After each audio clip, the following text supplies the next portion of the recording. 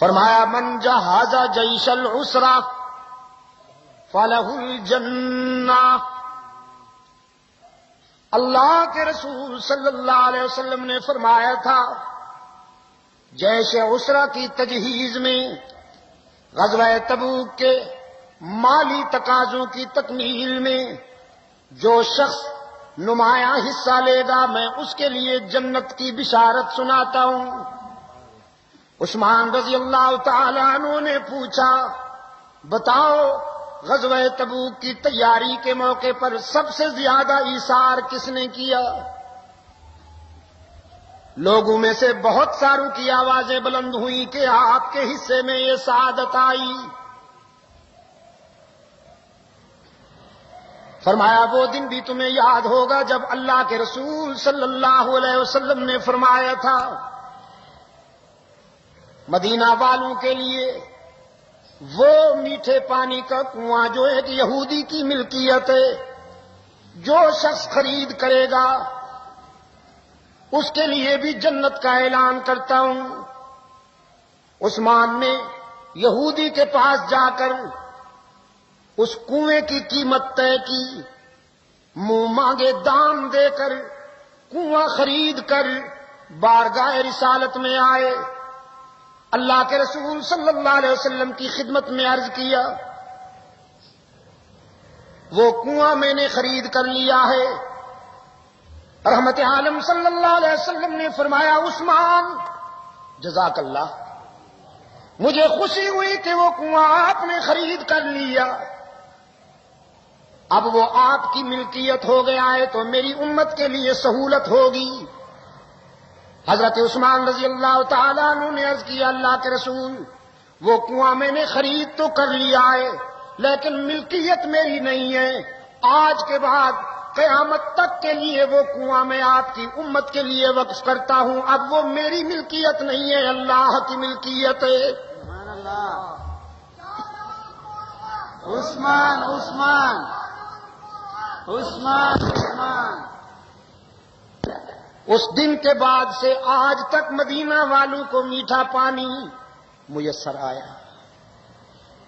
فرمایا نمک حلال ہو، کہلاتے بھی مومن ہو، خود کو کہلاتے بھی مومن ہو، اور آج تم نے میرے اوپر اسی کنویں کا پانی بند کیا ہے جسے خرید کر کے میں نے اس امت کے لیے وقف کیا.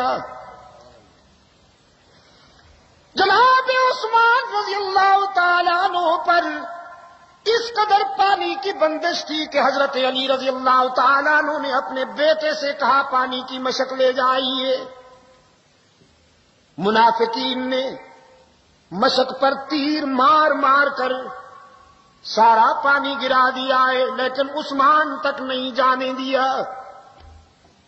پشاور کے روشن ضمیروں ادھر عثمان کا حوصلہ دیکھیے، کئی دن سے پانی میسر نہیں، ہر روز روزے کی نیت کر لیتے ہیں، آخری دن جمعہ کا دن ہے.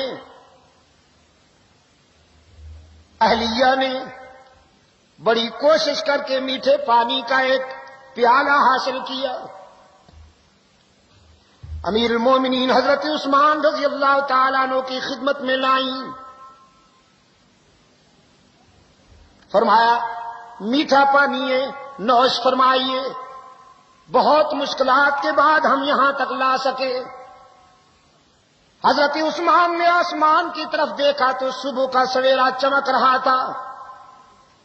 فرمانے لگے میں نے صبح ہونے سے پہلے روزے کی نیت کر لی تھی، اگرچہ کئی دنوں سے پانی نہیں ملا لیکن اب پانی تو آ گیا ہے، صبح ہو چکی ہے، اور عثمان نے اپنے رب سے روزے کا وعدہ کر لیا تھا. اب حیا آتی ہے کہ اپنی جان بچانے کے لیے رب سے کیا ہوا وعدہ توڑ دوں.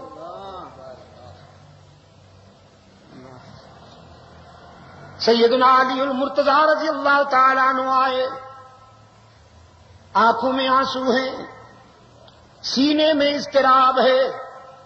عرض کیا امیر المومنین، ایک طرف منافقین کی شقاوت اور دوسری طرف آپ کا یہ حکم کہ اطاعت امیر کی جائے، میری وجہ سے کسی کا خون نہ کیا جائے، کسی کی جان نہ لی جائے۔ ہم تو عجیب آزمائش میں ہیں، ہمیں بتائیے کہ ہم کیا کریں۔ حضرت عثمان رضی اللہ تعالیٰ عنہ نے فرمایا، علی بھائی،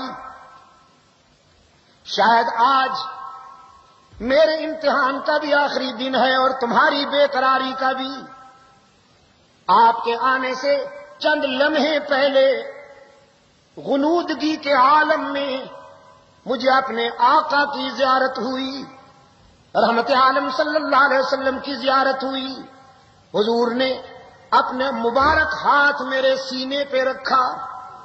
حضرت عثمان نے فرمایا، اللہ کی قسم ہے کہ اس وقت سے پیاس کی طلب ختم ہو گئی، پانی کی طلب ختم ہو گئی۔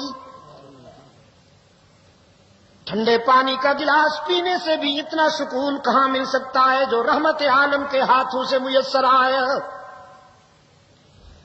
سرکار دو عالم صلی اللہ علیہ وسلم نے میرے سینے پہ ہاتھ رکھ کے فرمایا، عثمان، دو راستے ہیں، ان میں سے ایک چن لو۔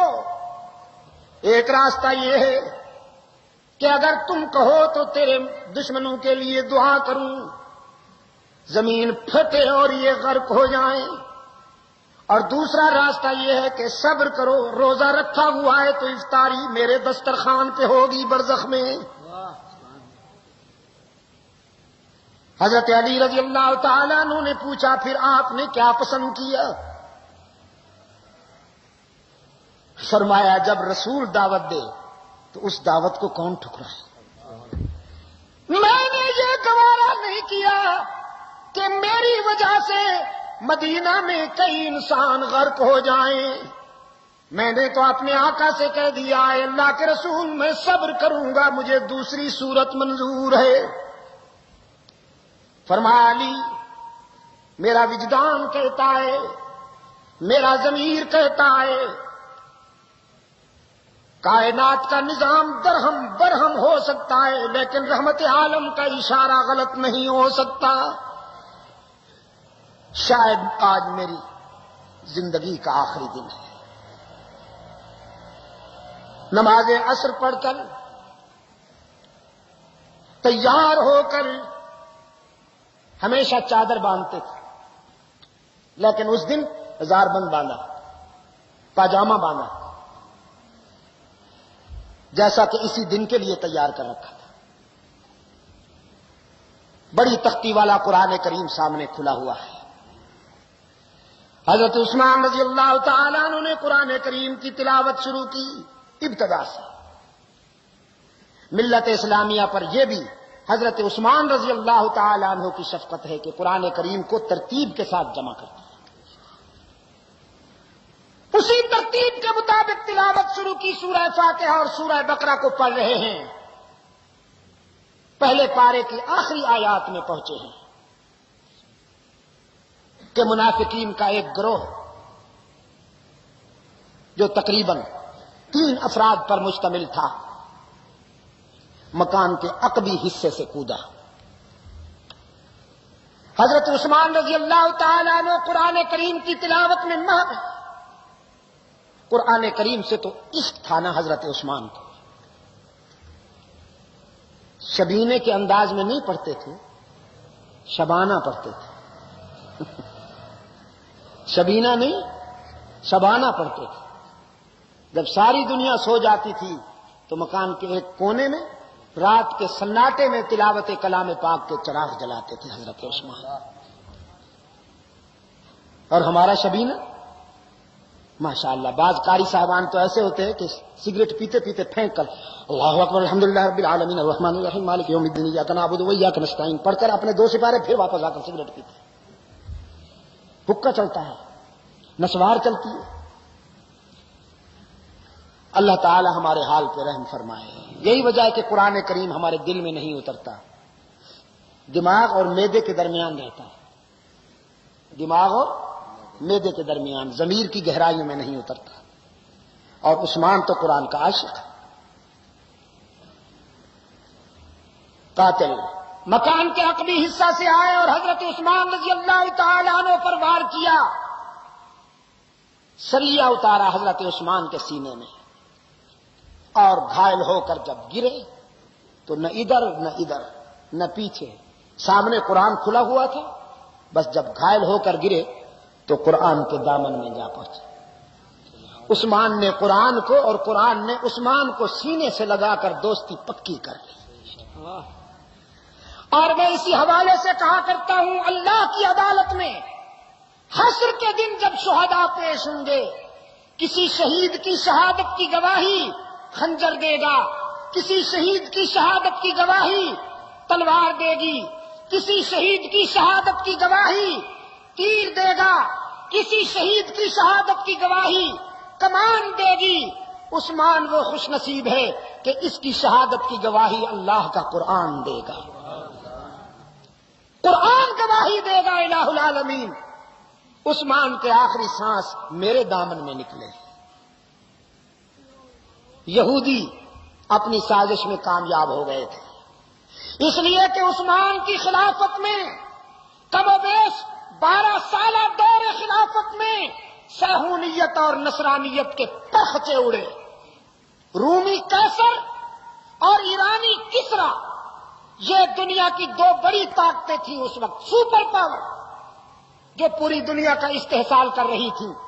صحراؤں میں، سمندروں اور دریاؤں میں، خشکی اور تر میں، بر اعظم افریقہ میں، یورپ میں اور بر صغیر کے چپے چپے میں یہی 2 طاقتیں اپنے استحصالی نظام کو مسلط کیے ہوئی تھیں.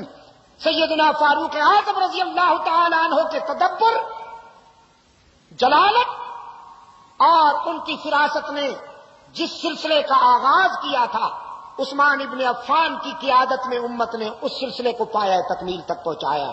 عثمان کی خوش قسمتی یہ تھی کہ ان کے وزیروں میں حضرت علی جیسے روشن ضمیر شامل تھے، ان کے مشیروں میں حضرت معاویہ بن ابی سفیان، حضرت سعد بن ابی وقاص، عمرو بن عاص رضی اللہ تعالی عنہم جیسے، عمر بن عبد العزیز، حضرت عبداللہ بن عمر جیسے لوگ شامل تھے،